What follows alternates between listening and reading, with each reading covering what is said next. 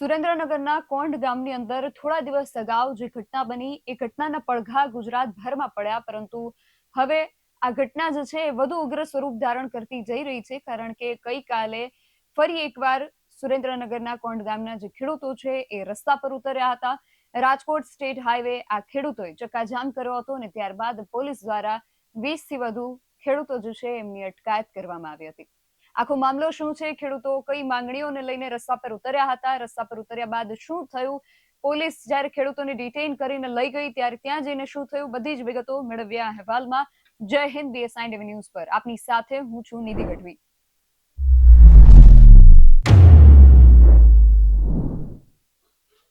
સુરેન્દ્રનગરના કોંઢ ગામે ગઈકાલે ફરી એક એવી આક્રમક ઘટના બની જેણે ગુજરાતભરમાં પોતાના પડઘા પાડ્યા.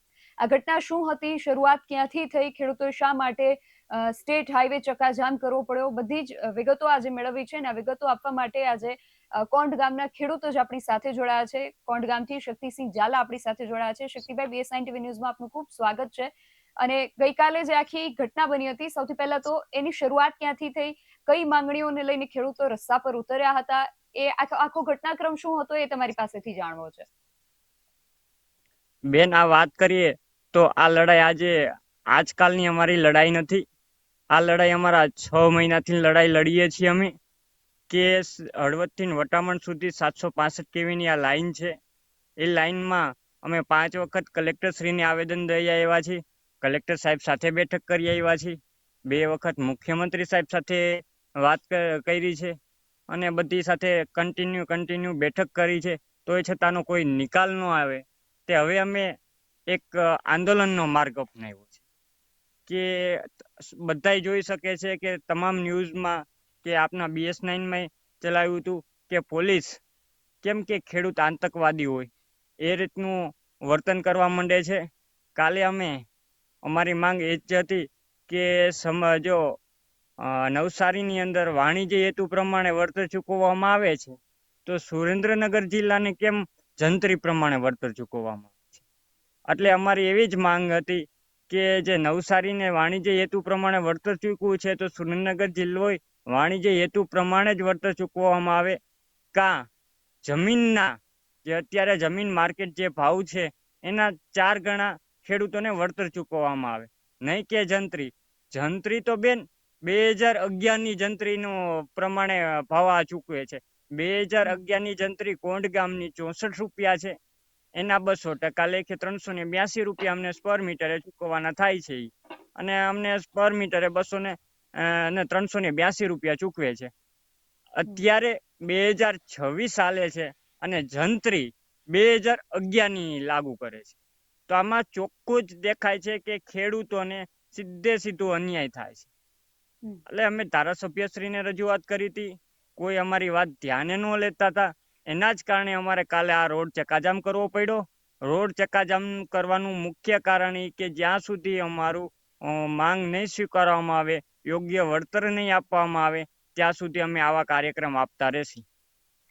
તો શક્તિભાઈ, તમે કહી રહ્યા છો કે તમે ધારાસભ્યોને પણ આ બાબતને લઈને રજૂઆત કરી છે, તો સ્થાનિક ધારાસભ્યનું આ બાબતને લઈને શું કહેવું છે, એમણે તમને કેવી પ્રતિક્રિયા આપી છે? બેન, ધારાસભ્ય અને અમારા સાંસદ સભ્ય ચંદુભાઈ સિહોરા સાથે અમે મુખ્યમંત્રી સાથે બેઠક કરવા ગયા હતા. તમને એક નવાઈ લાગશે કે અમે એમની આગેવાનીમાં મુખ્યમંત્રીને રજૂઆત કરવા ગયા હતા. મુખ્યમંત્રી, હું સાથે હતો, એ બધાય સાથે મુખ્યમંત્રી સાથે રજૂઆત કરવા ગયા હતા.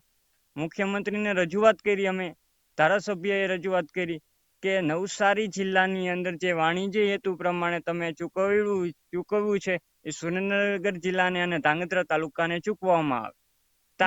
ગુજરાતના મુખ્યમંત્રીનો આવો જવાબ હતો કે ઈ કલેક્ટરની ભૂલ હતી અને ઈ આ અમારી ભૂલ હતી. બેન, આ ગુજરાતના મુખ્યમંત્રીનો આવો જવાબ હોય તો અમારે બીજી કોની પાસે આવી અપેક્ષા રાખવી?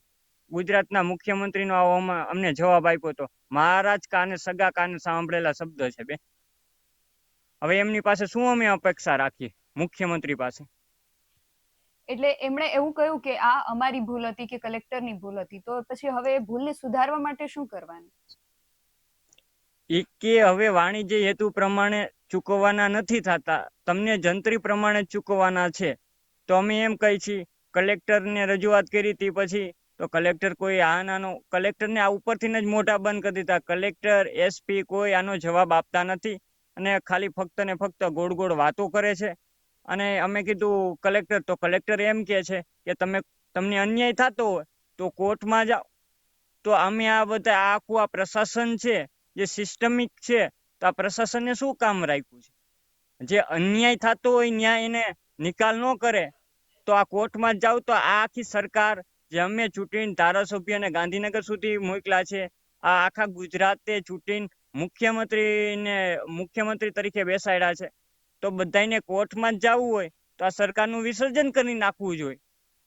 અમારી એવી માંગ છે કે સરકાર આમાં કોઈ નિર્ણય ન લઈ શકતી હોય કે આ ખેડૂતો બાબતે. આમ એમ કે છે કે ભૂપેન્દ્રભાઈ ખેડૂતો માટે સંવેદનશીલ મુખ્યમંત્રી છે. તો આ મુખ્યમંત્રી ભાજપના સંવેદનશીલ હોય તો કોંઢમાં છેલ્લા 8 દિવસથી આપણે સોશિયલ મીડિયામાં, તમામ મીડિયામાં જોઈ શકીએ છે કે કેવી પરિસ્થિતિ હોય છે. કાલ બેન અમુક ખેડૂતોને પોલીસ વાળાએ ઢીકા પાટું કર્યું છે. કોઈને ધ્યાન ન આવે ને ચીટકા ભર્યા છે. ચીટકા એમ કે ઓલી લાઠી ઉપાડે તો કેમેરામાં કેદ થઈ જાય. પણ હવે આમને બીજી સ્ટ્રીક અપનાવી છે, ખેડૂતોને ચીટકા ભરેલા છે આમને.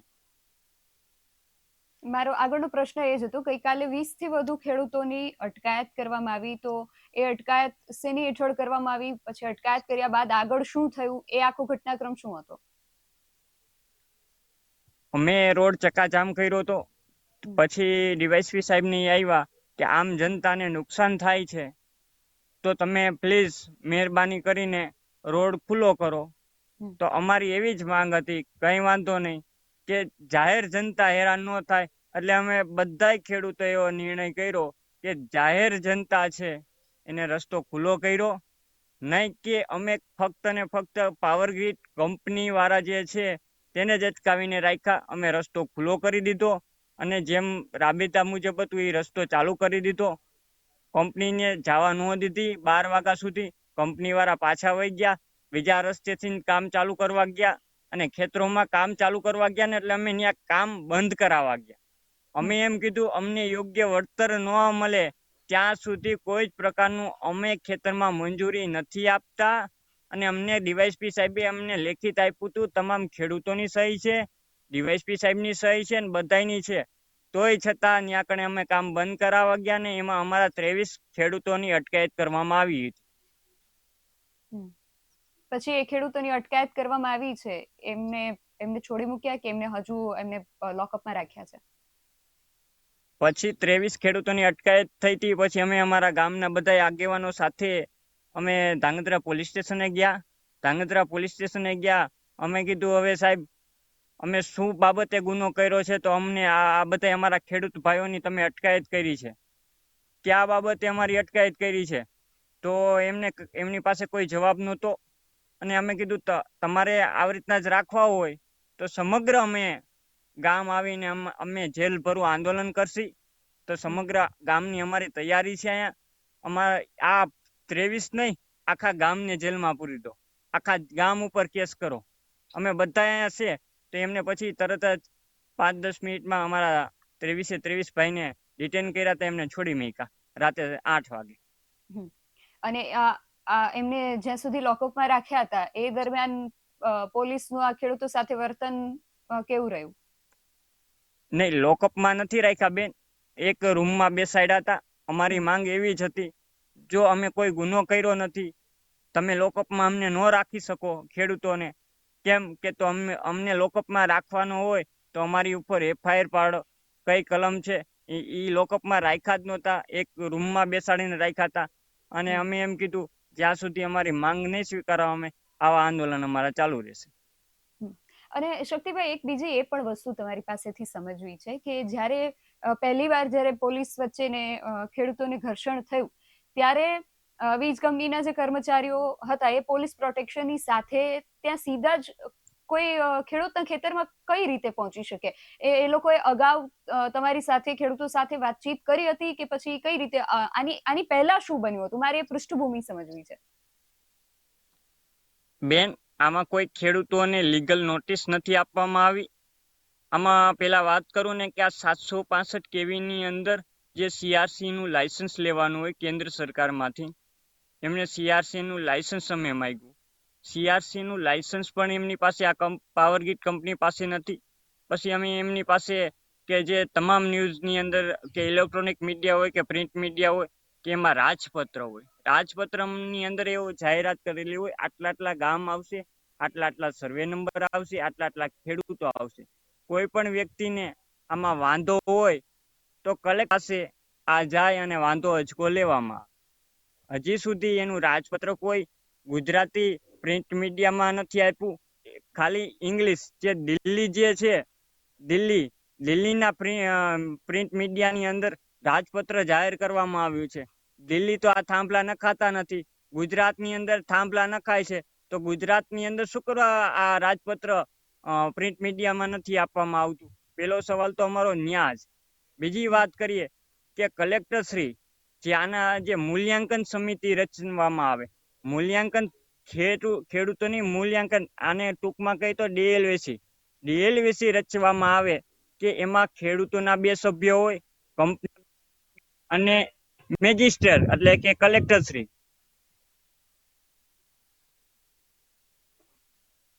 કલેક્ટર શ્રી એના અધ્યક્ષ હોય અને મૂલ્યાંકન કરે જમીનનું કે આ જમીન અત્યારે બજાર ભાવે કેવડી છે અને શું છે. તો મૂલ્યાંકન અમે કલેક્ટરની આજથી 6 મહિના પહેલા અમે કલેક્ટરશ્રીને એમ કીધું હતું કે મૂલ્યાંકન સમિતિની તમે રચના કરી છે? તો કલેક્ટર કે હા, મૂલ્યાંકન સમિતિની અમે રચના કરી છે. તો મૂલ્યાંકન સમિતિમાં કોણ કોણ સભ્ય છે એ અમને માહિતી આપો. તે હજી આજ દી સુધી કલેક્ટરશ્રીએ એ માહિતી નથી આપી શક્યા. મૂલ્યાંકન સમિતિ પણ ગેરરીતે યોજવામાં આવી છે. પછી ત્યારબાદ એ કામ કરવા આવ્યા, કોઈ ખેડૂતોને લીગલ નોટિસ કે કોઈ કીધા વગર સીધા જ પોલીસના ધાડા સાથે ઉતરી ગયા. અને અમે ખેડૂતો અમે ગયા ને તમે જોવો છો કે જે વાડીનો રસ્તો છે ત્યાં તાળું મારેલું છે, કોઈની પરમિશન લીધી નથી. અને આ પોલીસ કંપનીને રક્ષણ આપીને પોલીસ જ ખુદ કાયદાનો ભંગ કરીને તાળું તોડે છે. અને શક્તિભાઈ, જે 15 તારીખે હવે ખેડૂતો જે ટ્રેક્ટર રેલીનું આયોજન કરી રહ્યા છે કે બધા ગાંધીનગર તરફ કૂચ કરવાના છે, તો એ બાબતને લઈને શું કોંઢના ખેડૂતો આ ટ્રેક્ટર રેલીમાં જોડાવાના છે?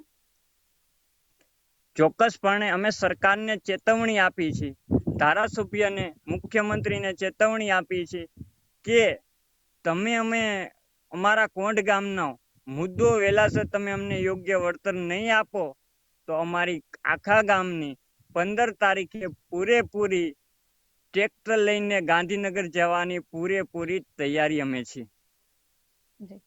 અને શક્તિભાઈ, છેલ્લે એ પ્રશ્ન કે ખેડૂતોની મુખ્ય માંગણીઓ શું રહેશે? મુખ્ય માંગણી એ છે કે વાણિજ્ય હેતુ પ્રમાણે આપે, કાં જે અત્યારે બજાર ભાવ છે બજાર ભાવના 4 ગણા આપે, અને કાં આખો ઉધડો એમને સોદો કરવો હોય તો અમને એક ટાવરે 1.5 કરોડ રૂપિયા આપી દે તો અમે નાખવા દઈ છીએ. અને કાં માસિક ભાડું તરીકે અમને ચૂકવવું હોય તો અમે એમ કહી છીએ એમને મહિને અમને 30,000 રૂપિયા માસિક ભાડું આપે. અને આ દરેક કંપની કઈ નફો કરવા માટે લાઈન નાખે છે, નહીં કે દેશની સેવા કરવા માટે. દેશની સેવા કરવા માટે લાઈન નાખતી હોય ને તો આ 382 રૂપિયા અમને સ્ક્વેર મીટરે આપે છે ને, તો અમારે એ પણ નથી જોતા. દેશની સેવા કરવા માટે આ કંપની લાઈન નાખતી હોય ને તો અમારે એ પણ નથી જોતા. એટલે શક્તિભાઈ, કહી શકાય કે આજે ટ્રેક્ટર રેલી છે એ માત્ર વીજ થાંભલાઓ જે છે એના વિરોધ માટે છે કે પછી ખેડૂતોના અન્ય મુદ્દાઓ પણ આની અંદર સામેલ હશે?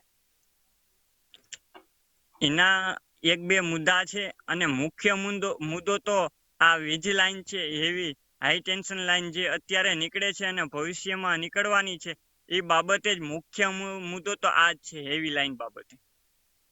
જી શક્તિભાઈ, આપ અમારી સાથે જોડાયા તે બદલ આપનો ખૂબ આભાર. અમે પણ આશા રાખીએ કે આગામી સમયમાં ખેડૂતોની જે પણ માંગણીઓ છે એ તટસ્થતા સાથે પૂર્ણ થાય અને ખેડૂતોને પણ એમની જે માંગણીઓ છે એને લઈને સંતોષ થાય. કોંઢ ગામની આજે આખી ઘટના છે એને આપણે શરૂઆતથી લઈને અત્યાર સુધી શું થયું એ બધું જ જાણવાનો પ્રયાસ કર્યો, અને હવે આગામી સમયમાં શું થનાર છે એને લઈને પણ ખેડૂતો શું માંગણીઓ કરી રહ્યા છે, ખેડૂતો શું આયોજન કરી રહ્યા છે એને જાણવાનો પણ આપણે પ્રયાસ કર્યો. હવે આગામી સમયમાં શું થાય છે એ તો હવે સમય જ બતાવશે. તમારું આ સમગ્ર વિષયને લઈને શું માનવું છે, તમારો અભિપ્રાય અમને કોમેન્ટ બોક્સમાં ચોક્કસથી જણાવજો. આવા જ વધુ અહેવાલો સાથે મળતા રહીશું. તમે મારી યુટ્યુબ ચેનલને સબસ્ક્રાઇબ કરવાનું અને અમને ફેસબુક અને ઇન્સ્ટાગ્રામ પર ફોલો કરવાનું ભૂલશો નહીં. બાકી અવનવી અપડેટ્સ માટે આપ જોતા રહો BS9 ટીવી ન્યૂઝ. નમસ્કાર.